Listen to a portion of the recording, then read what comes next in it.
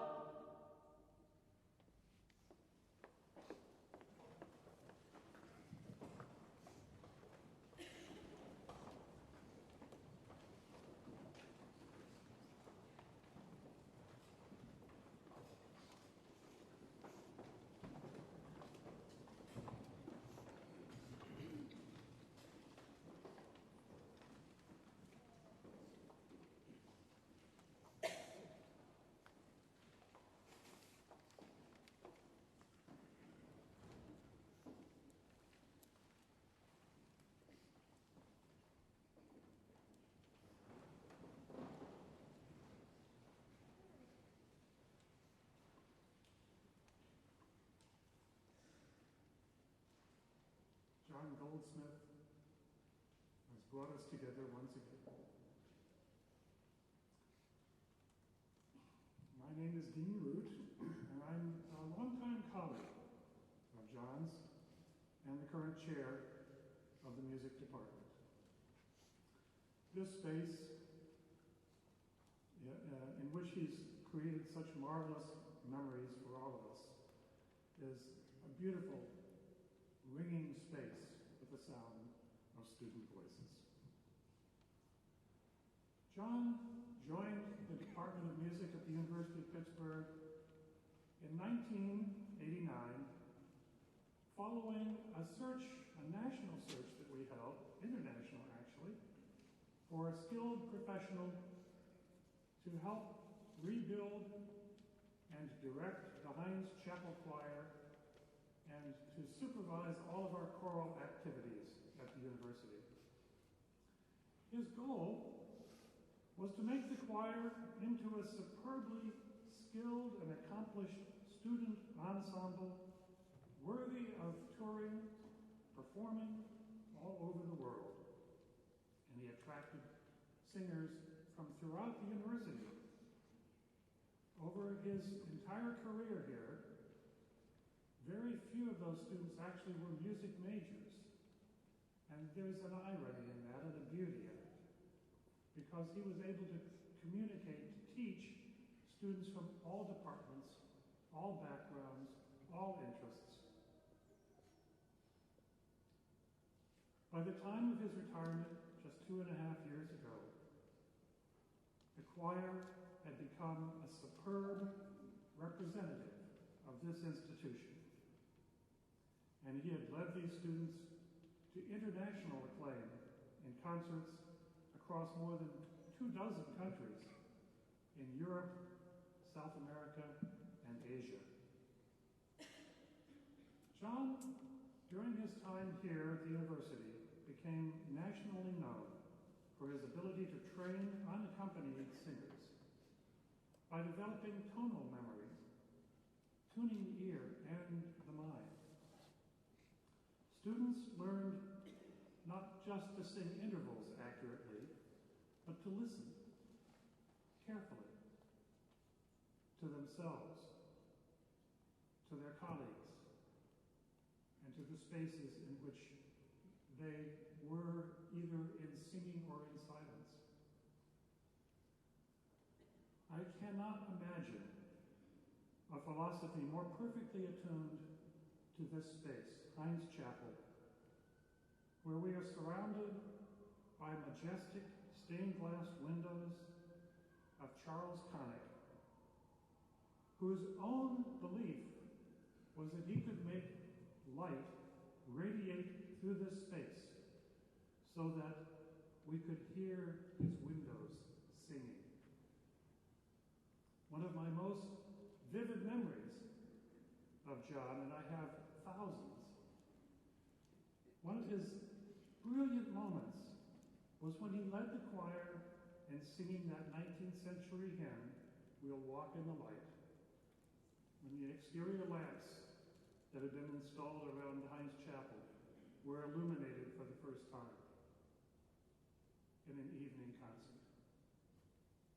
The devout wish of the late Senator John Heinz in his last conversation with me after John's concert in this space. John's faculty title was senior lecturer, a term that does not really do justice to his teaching skills.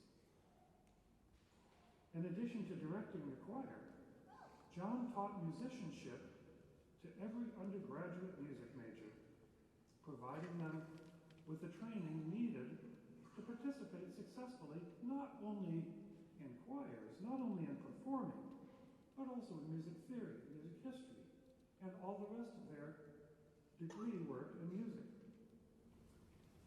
He developed his own teaching methods, and colleagues who observed his classes praised his structured yet friendly environment, giving the individual attention without sacrificing class involvement as a whole. Students valued constructive criticism that he offered very kindly as he guided them through what many of them admitted to us that they dreaded, singing in front of the other students.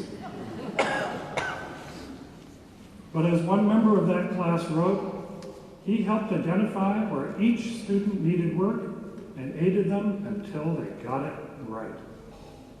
John became so closely involved in the students' undergraduate education that it was only natural that he also served as the department's undergraduate advisor, which he did for decades, helping to arrange the curriculum and the career aspirations for hundreds and hundreds of University of Pittsburgh students.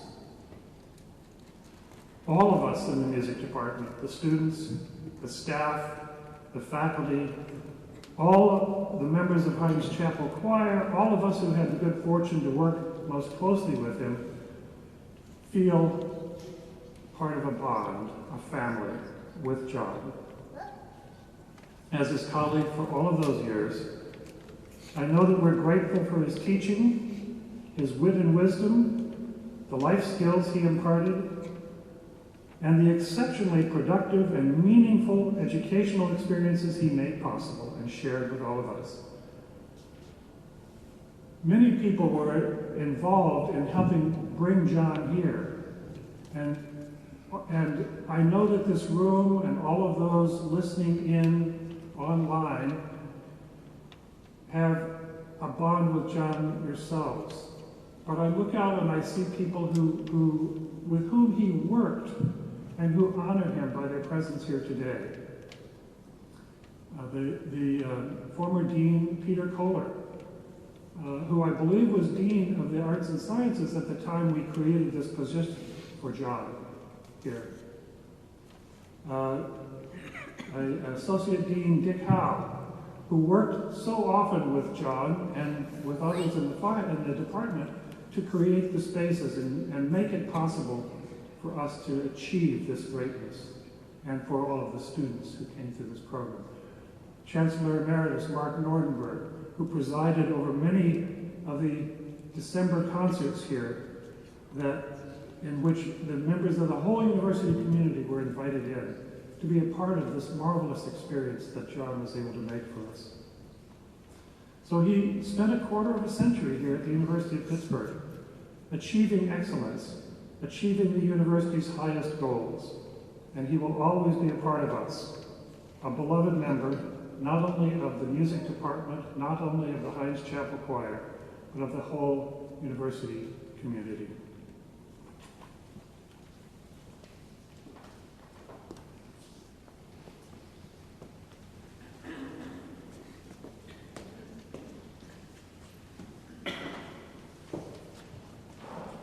I'm John Franklin, Professor Emeritus of Music at the University of Pittsburgh.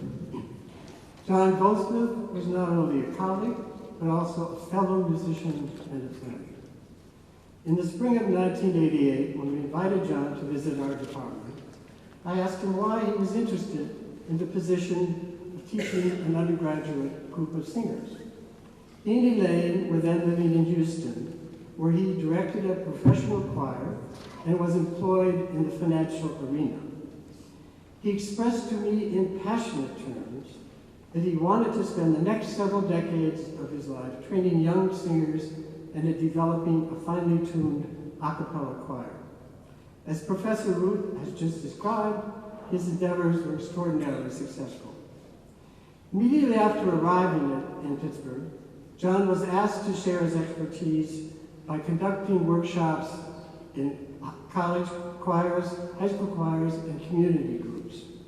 In addition, he founded an a cappella ensemble of mixed singers, both men and women, and they were known as the Belfield Singers. They performed in a wide variety of places and with a wide variety of repertories, as you'll hear today, and they produced several recordings. In 2015, John was recognized by the Pennsylvania American Choral Directors Association for his outstanding lifelong work in the choral arts by receiving the Elaine Brown Award for Choral Excellence. John was a singer as well as a conductor. As a countertenor, he performed as a soloist and as a member of several professional groups. He and Elaine sang in the Robert Shaw Chorale, and John also sang with Chanticleer, the nationally known all-male a cappella group. It turned out that during the period that John was considering accepting the position at Pitt, he was asked to become the Chancellor's director.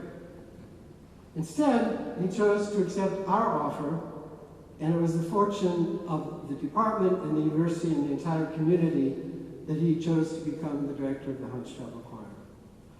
A year or two after he arrived at Pitt, he came to me and said, "Don, I know you love Bach cantatas," which is true. "Why don't we combine our forces?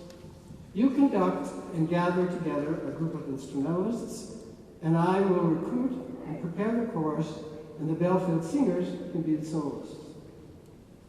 The singers John recruited included graduate students, faculty and staff, members along with singers from the community as well.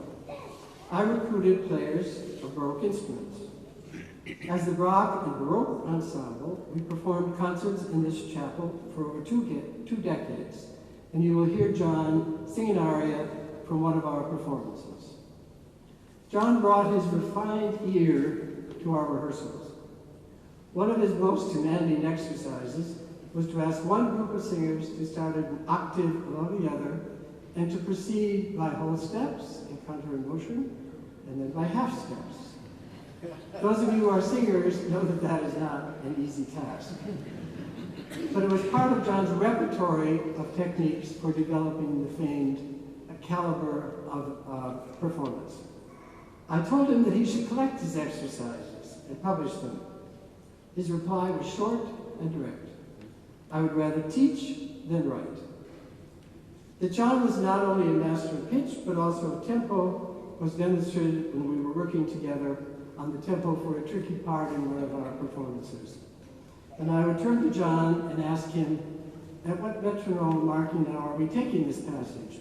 And I always was astounded that he would put his finger on his pulse, look at his watch, and tell me within a few seconds exactly at what metronome marking we were performing. I was pledged and privileged to have John, a consummate musician, as my collaborator. On a personal note, John and Elaine were connoisseurs of food and wine, and delighted exploring Pittsburgh's restaurants, whether in Shadyside, Oakmont, or a hole-in-the-wall in the North Side. They frequently asked my wife, Joan, and me to join them, and on one occasion, when we were arranging to meet at a BYOP restaurant, John said he would bring wine. To our astonishment, he produced a bottle from the Goldsmith wine cellar that was he then was nurturing in the basement of their home in Staten Heights. We drank it with relish. Joan and I were especially pleased when John and Elaine, whom we know are inveterate travelers, were touring in Italy in the early 1990s, and they were able to join us for the wedding of our son in Sicily. During the recent icy and cold winter in Pittsburgh, I was the beneficiary of John's thoughtfulness and generosity when, after a huge snowfall during the period in which I was experiencing some back pain, he appeared unannounced to shovel my front sidewalk. Several of you have spoken and written about John's gentle manner and spirit. I end my remarks with the text that was posted on the Facebook Chatter Baroque, the early music ensemble with whom John and Elaine often sang. It read, John had a most serene, generous, and love-filled presence, which imbued every room he was in and every song he sang. So will we remember him and cherish his memory.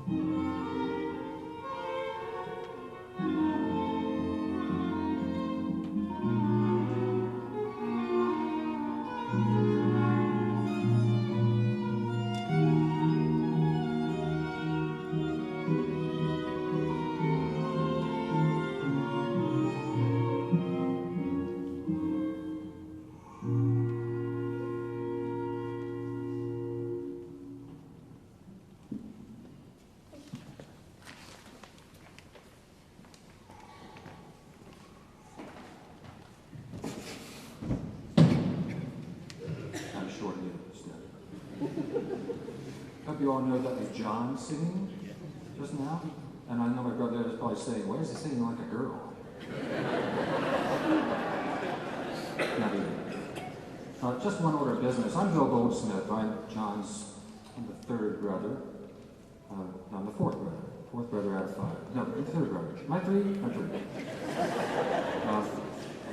Just a quick order of business. Some of you have been invited to a private luncheon sponsored by Elaine. We just want to be clear where that is. It is the University Club, not the Athletic Club. So to get there, you want to go down Fifth Avenue, just past the Cannons to University Place and turn right. It's where it is. I also want to thank, for those that are watching the web, that beautiful music that was performed live was by the Hines Chapel Choir with Susan Rice, conductor. We thank them for doing that for us. And I want to thank you for being here today to celebrate. Try not to blow it. There's no better place to celebrate an elegant man's life than this elegant place. John? Okay. John was handsome. He was talented. He was smart. He was funny. He was sophisticated. And was a true gentleman. He had great skill as an artist, and many people have spoken of that. He was, both as a conductor as a singer, he was a beloved teacher, mentor, and his legacy will live on through your lives and ours. Now, I admired John. Growing up, we all looked up to him. He was the oldest. He was always a leader. He was handsome, and the girls, man, they loved him. He dated a lot of beautiful women. The brothers were glad to see him bring him back to the house and be the But fortunately for us, he married the most beautiful one of all, our beloved Elaine. Now, like John, I'm also an artist. My career's been in the theater, primarily as a director. And we had mutual respect for each other's work. We came to see each other's performances and complimented each other on our work. And I always loved it when John and Wayne came because you could hear them laughing. They got on my bits. But we differed greatly in our approach to directing. You know, I yell and gesture, backstage! No, exit stage! You missed your urgent subject lines! And John's cool. He could control an entire choir with these fingers.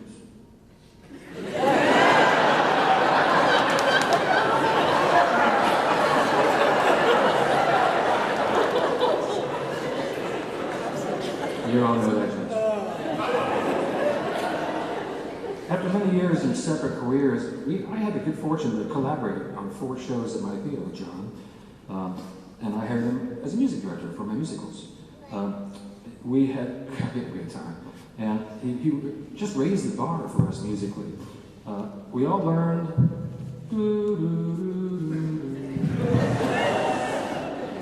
Those half steps were murder. We all learned them. I still use half steps in the warm-up today. Now, but there's a story about our contrasting styles. It was our first musical partnership, Into the Woods, and this is a young adult company, and it's a very difficult score. And the cast hadn't learned their music when they're supposed to, and I was upset because my brother's here, and I was like, understand your lines! You do not be sucks! What are you doing? You're yelling, screaming, yelling, gesticulating, jumping up and down. And there was this great long silence. They just stared at me. And very coolly, John said, okay, shall we try that again? Always the gentleman. Now, but there was another side to John that many of you probably don't know, is the prankster. The one that we all love and adore. He pulled pranks on his friends and his family his whole life, and he was cool. As a kid, I always wanted to do anything my older brothers could do, and I was gullible, I was perfect bait because I always wanted to be like them.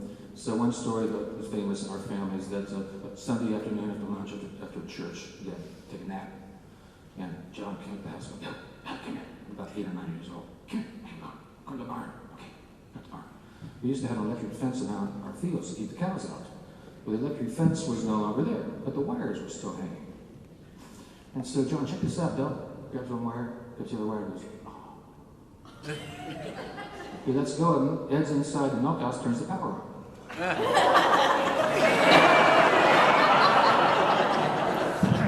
I know John was cool. I said, no, like this, man.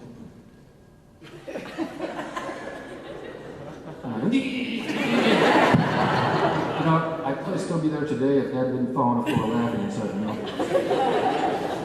He also, for many years, John has been clandestinely hiding various sundry rude and crude objects on properties of his lifetime friends, John and Dave Cameron. Now, I can't begin to describe the kind of things they left on each other's property.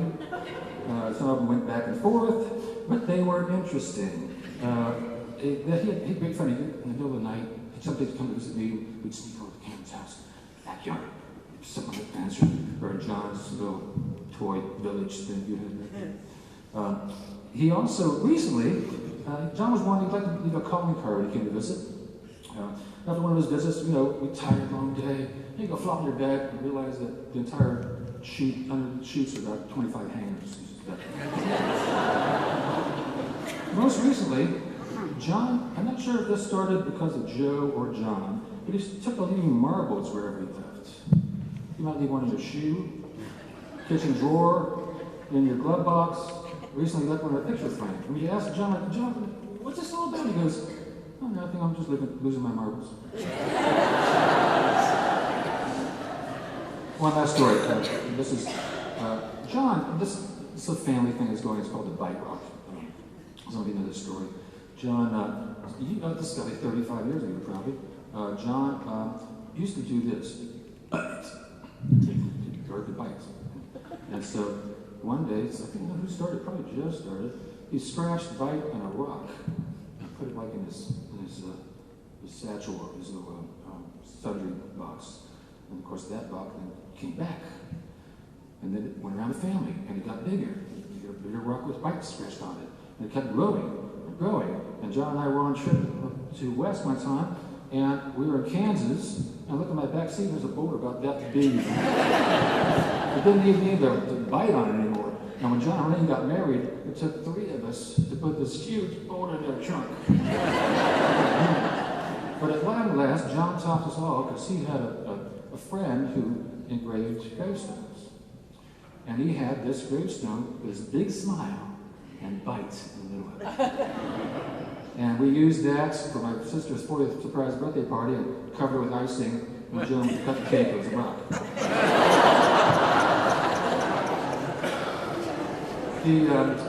We put it in front of her doorstep for years, and she kept covering it up. We'd always kick it off the dirt. And so people had to ask, what's this bite smile?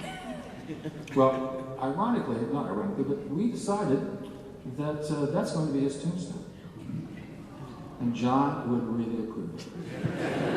We wish we had thought of telling that before he passed. It'll save some appropriate words, and we'll put that on a family plot in Westerville. And we're going to do that tomorrow. John is my brother.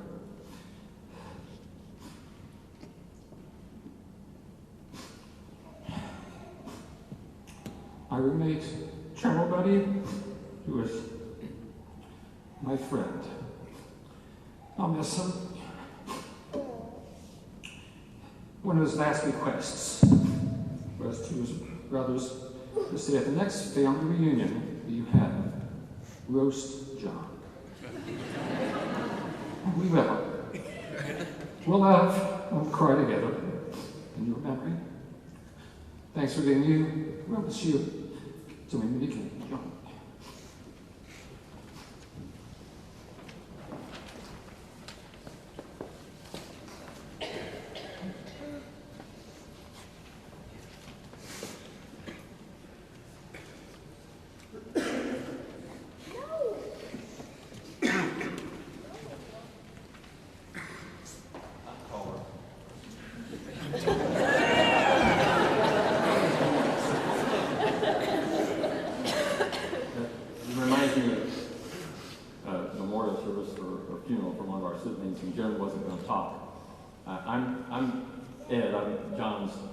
I'm the second son, and John's little brother.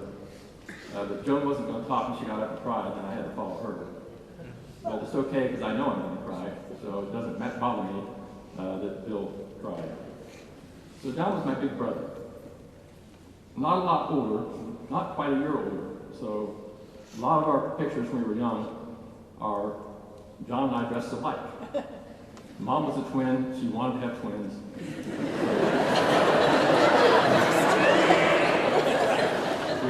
We were the closest to it she could get, so we got to wear the same clothes.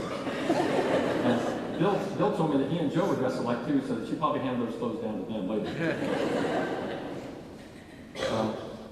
One of the reasons I wanted to talk today was I wanted to thank a lot of people here in Pittsburgh for some of the things they've done. John, Elaine tells me John wondered if he made a difference. And it's what I've learned this month and last month about John. It's hard to believe he didn't know that. But on the last Sunday of January, on a very cold Sunday when it's still winter in Pittsburgh, some alumni of the Heinz Chapel Choir got together and serenaded John on the street in front of his house. I cried when I watched that. I cried when I tell people about it. I cried when I watch it again. Because it was just such a beautiful tribute. That's right. There were 40 or 50 kids in the street, people wired in around the world, around the country, singing along. The girl put it together. I hugged her earlier today and gave her personal thanks. That tribute was just beautiful. All the comments that he got on the Facebook site were just wonderful, and John told Elaine after that he knows that he did matter, that he did make a difference. After that, there's a whole cavalcade of things that Elaine called a tsunami happened. Susan, the current choir director, found a lot of people wanted to send messages to John, so they put a blog on the chapel website so people could send in comments to John. After John passed, the day after he passed, the chapel set up a memorial to John with that picture. The next day, that night, the WQED ran a special tribute to John on their station, playing some of the music of his last Christmas concert that he conducted here, and reading comments about John. The University Times put a great article in their paper about the obituary about John. Just the outpouring of love and respect that has been shown for John has been a great comfort to the family, and we really enjoyed it. And I appreciate all that these people have done, the friends of here in Pittsburgh, Elaine's and John's friends who have done so much, bringing food over and comforting her. It's just been wonderful.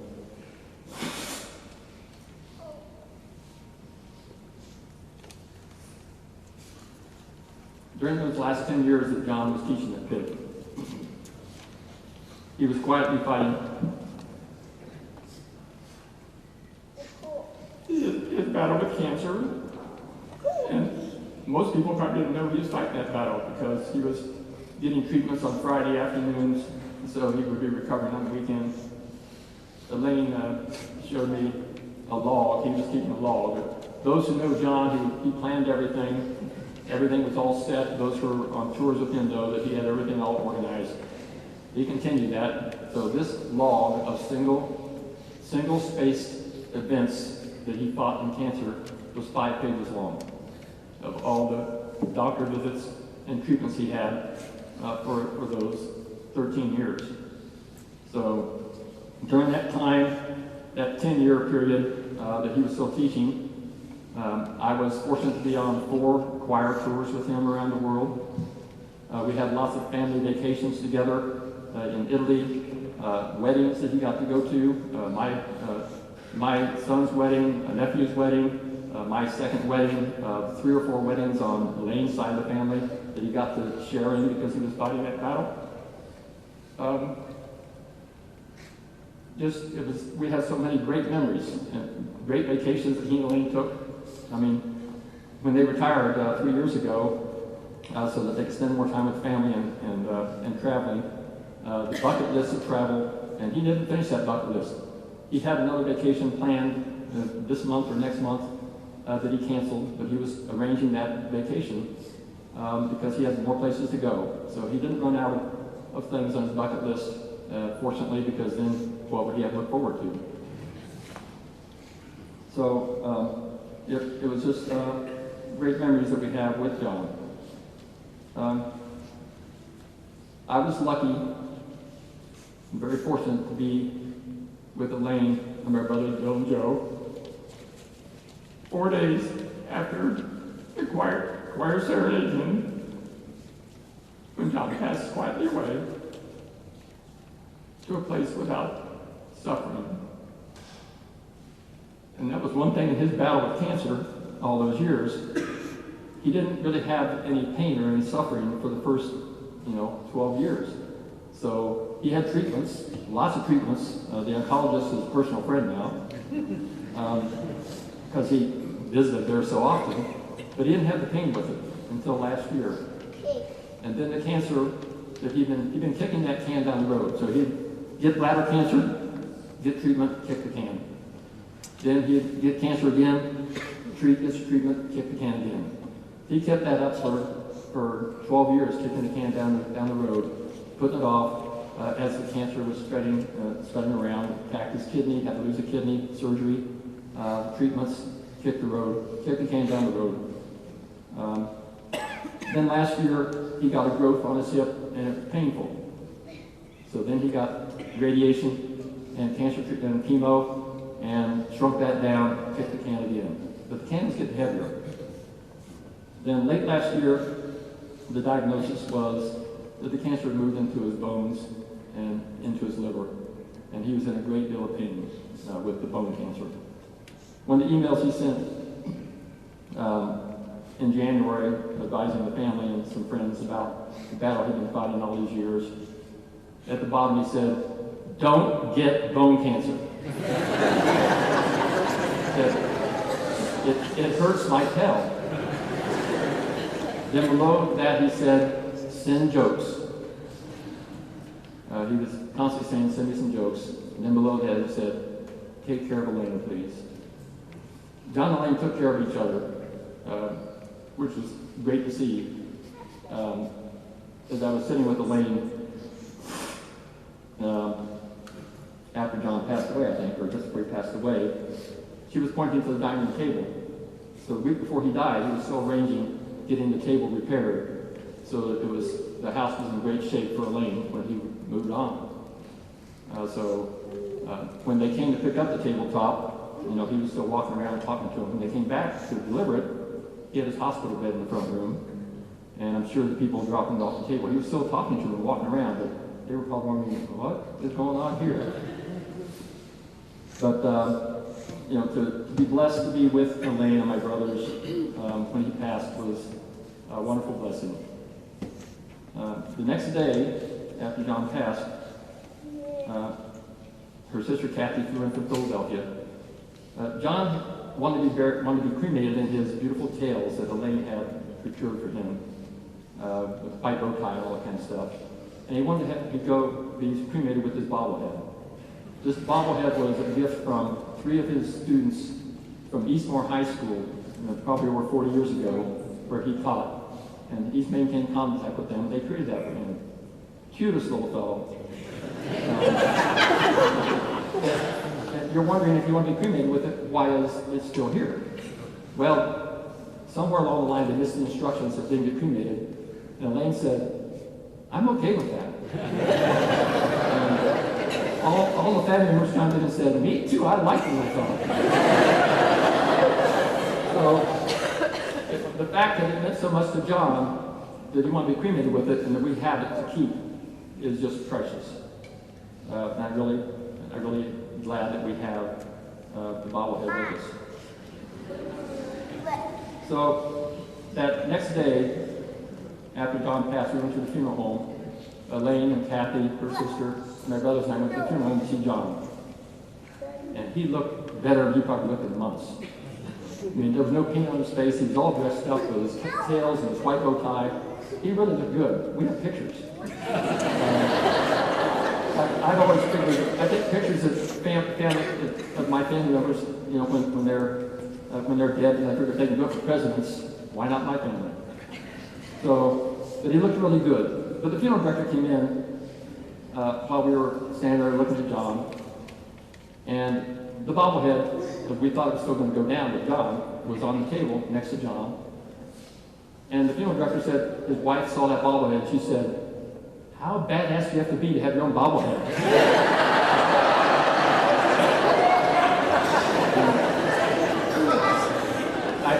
I don't know the answer to that, but this I do. John was a badass musician and a badass teacher. He was a badass husband to Elaine, a badass brother and a badass family member, and a badass friend. And I'm going to miss him.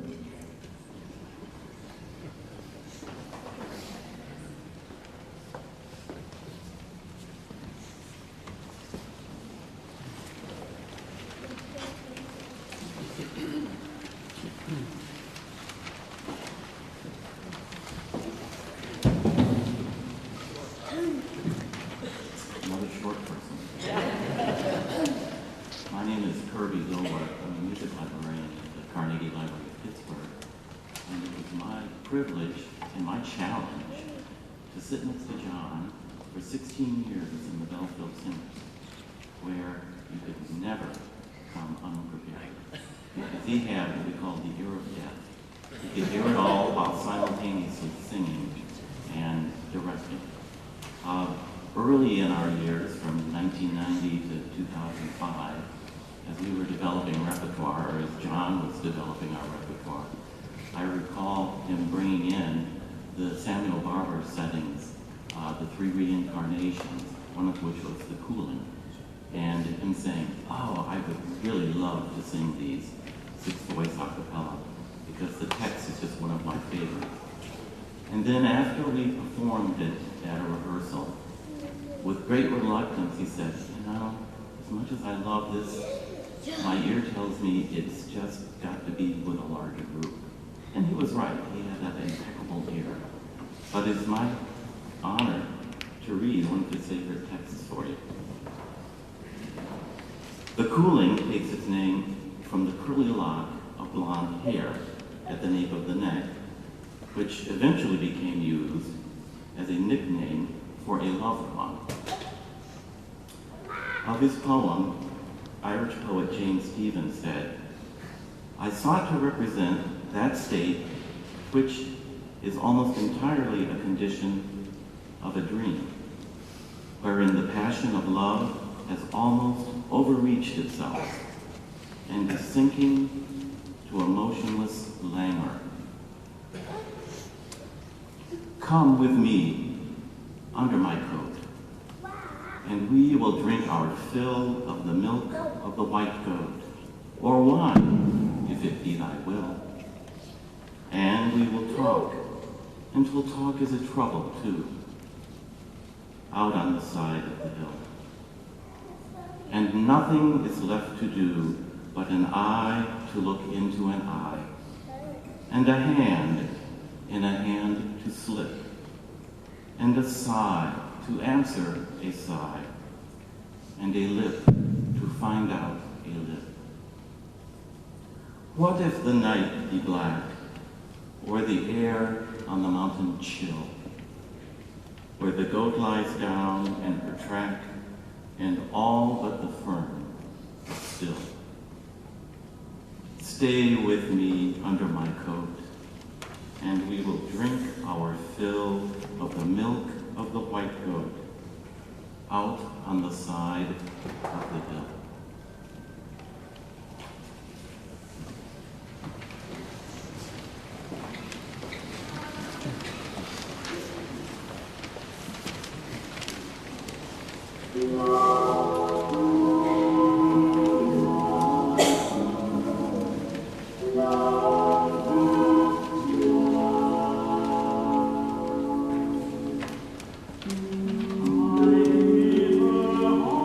I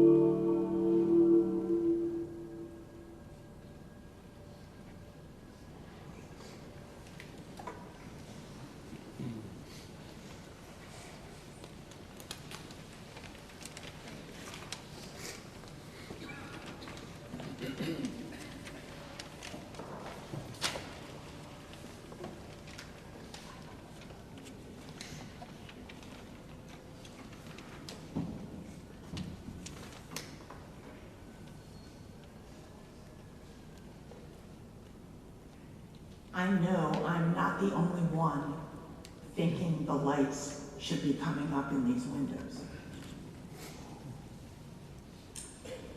So these two Irish men walk out of a bar.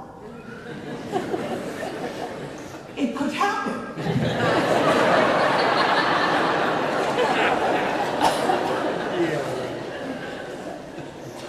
John needed a second with that one too. When he called to tell me, as only John would put it, the Grim Reaper is heading for my house,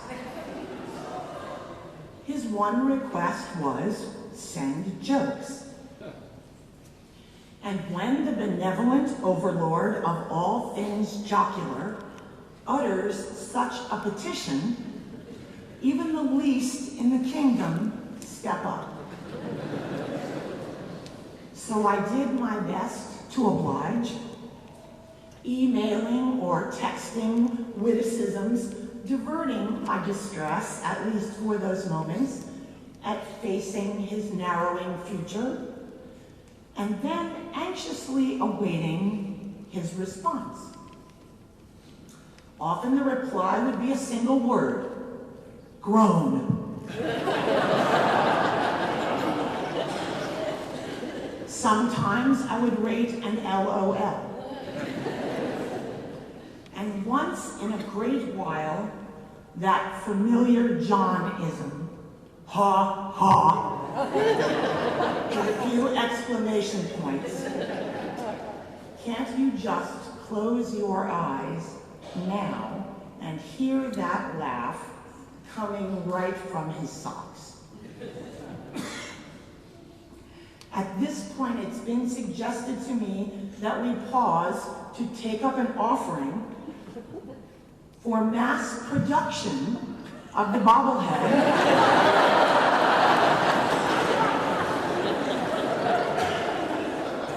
which should fully fund the next Heinz Chapel Choir tour.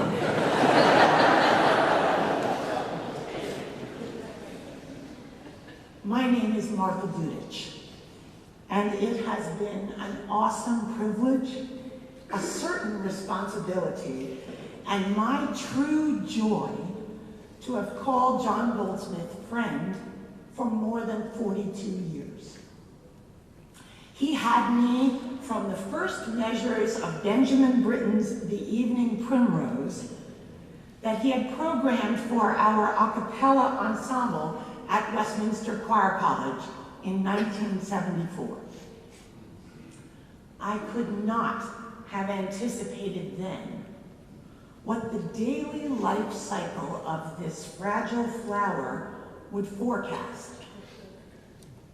Shunning the light, John Clare's text observes, who knows not the beauty it possesses. Thus it blooms on while night is by. When day looks out with open eye, dashed at the gaze it cannot shun, it faints and withers and is gone. Hyperbole can come fairly naturally when one speaks of a dear one who has died. Yet what only deepens the delight of this mutual admiration and affection for me, and I suspect for each of you, is that we knew how blessed we were and tried to live as gratefully as possible every day.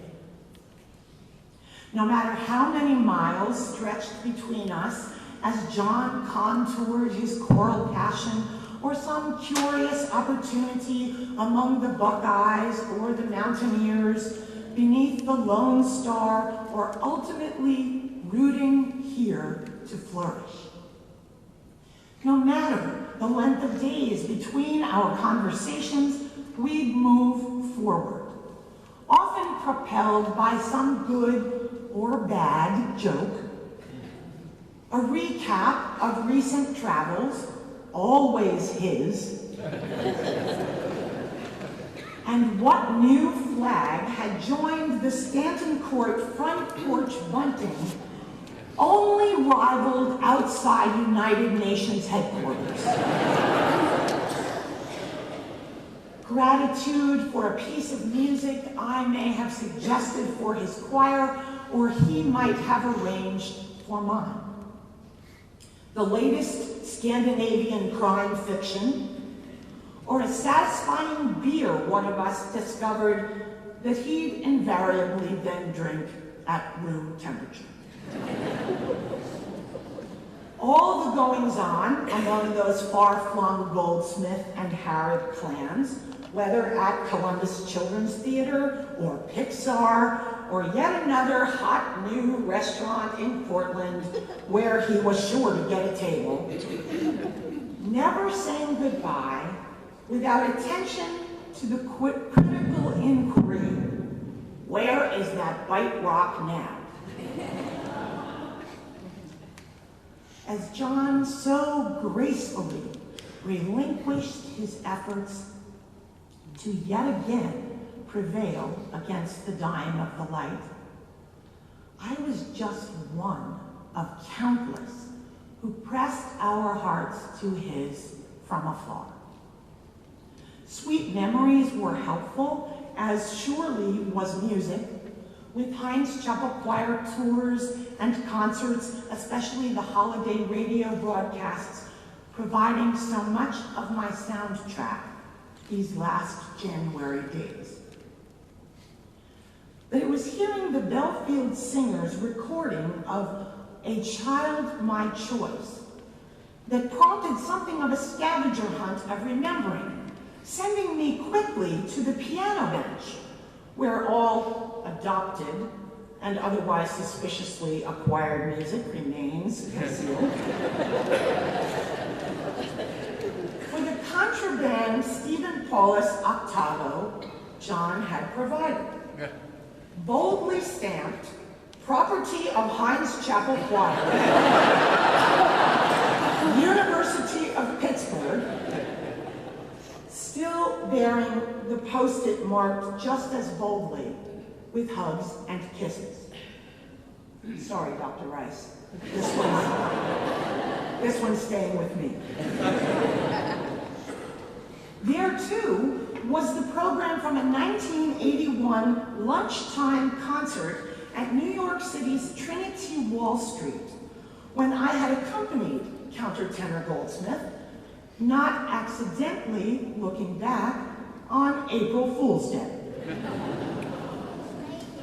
The next hours were balm to my heartache as I sat quietly revisiting our precious decades of making music and mischief, memories, and meaning.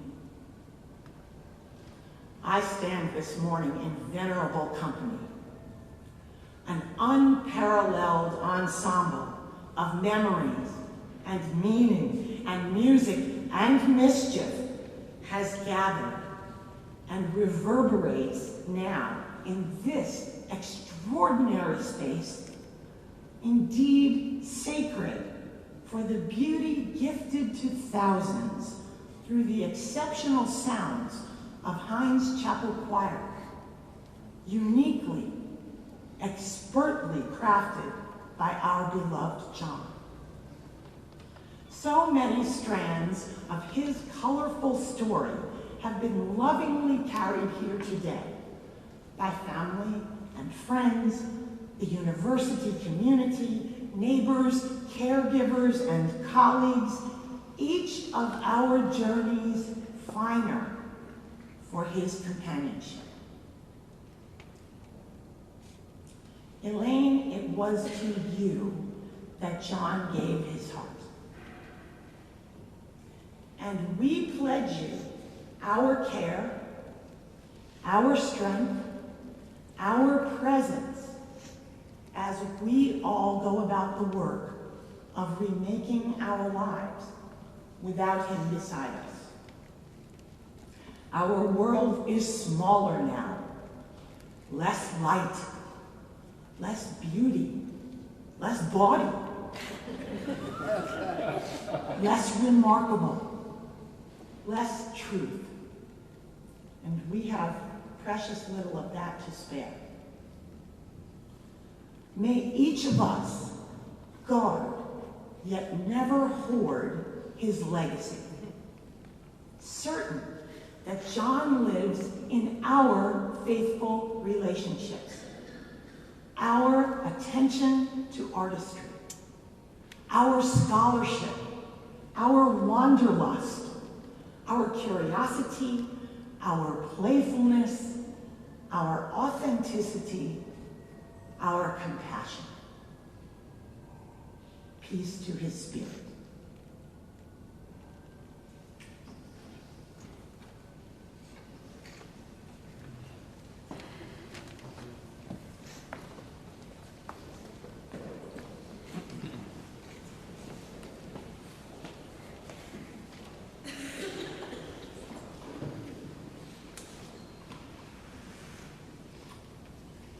My name is Linda Everhart.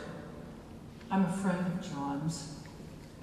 And I'm honored this morning to be able to read a tribute written by Teresa Hall, who was unable to be here. Teresa is Elaine's eldest sister and John's loving sister-in-law. John Goldsmith came into the life of my family in a tuxedo. It was around 1976. The first we knew of a new man in Elaine's life was of him showing up to change a flat tire for her on a Friday night, in the rain, on Scioto River Road, in a tuxedo. He had a concert to conduct in about an hour, clear across the city. And my mother always said, when she heard this, she said, "He's here to stay." And he was. He brought us all into the valley of love and delight. I suspect all of us in this chapel, like my husband and I on the live stream, and so many others across this world, experienced that valley with John. My son says he does not have a single memory of John that's not a good one. We have so many memories of John the prankster. I remember that the bed in my parents' guest room was short-sheeted so many times that the cleaning lady thought that was actually how the bed was supposed to be made. I remember that once John had a slice of pie covered with dill pickles and then over-covered with whipped cream delivered to my father-in-law in Marie Callender's restaurant. The look on my father-in-law's face is etched in my memory.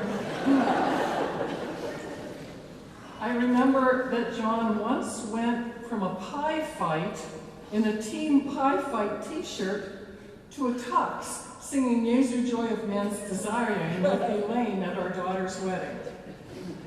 And I remember how John laughingly leered in horror when he learned that our son had been assigned by my father to care for John and Elaine as they aged.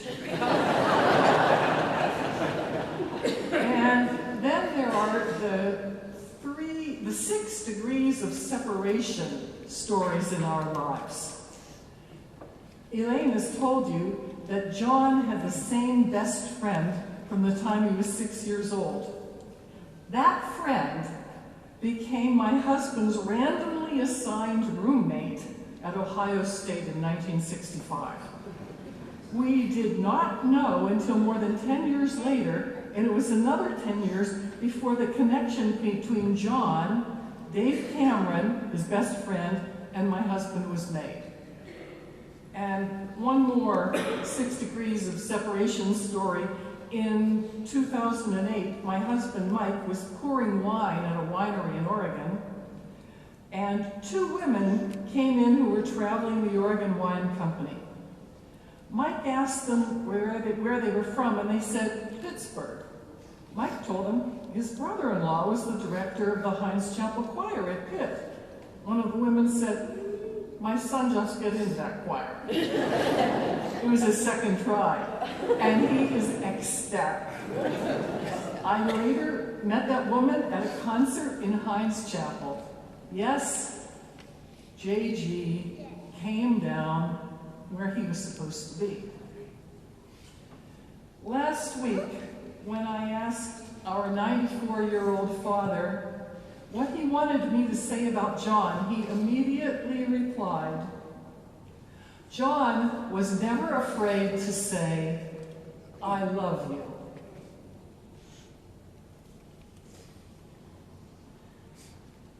Our 11-year-old granddaughter is really struggling with this loss. Ruth sent her last email message to John less than a week before he died. Her message was direct in a way that only an 11-year-old can be direct. She said, I do not want you to die. I will be too sad. Now, she remembers that John came to her to ask her opinion about where he and Elaine should and should not go in New Zealand, because she had traveled there the year before.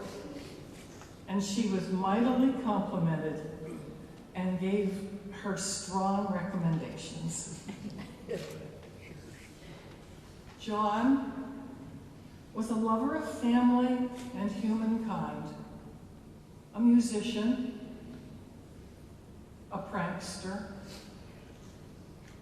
a reader, a traveler, a Renaissance man. But for my husband, Mike, and me, he was our friend. He led us to dwell in the valley of love and delight. The week before he died, I found myself talking to the heavenly host and to the celestial choir.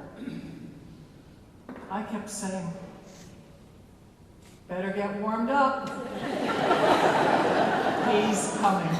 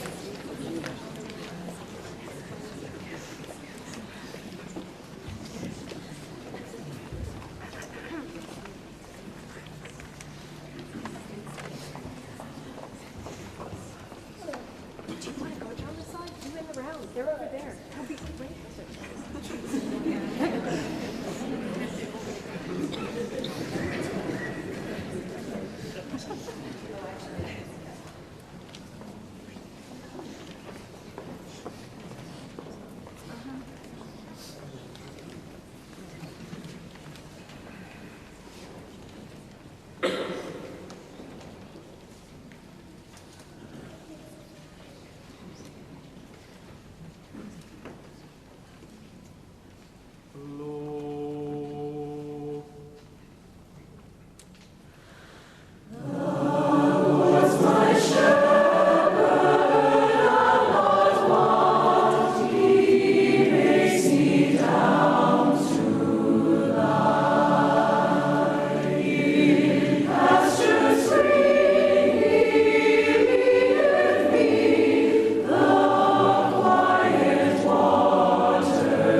by.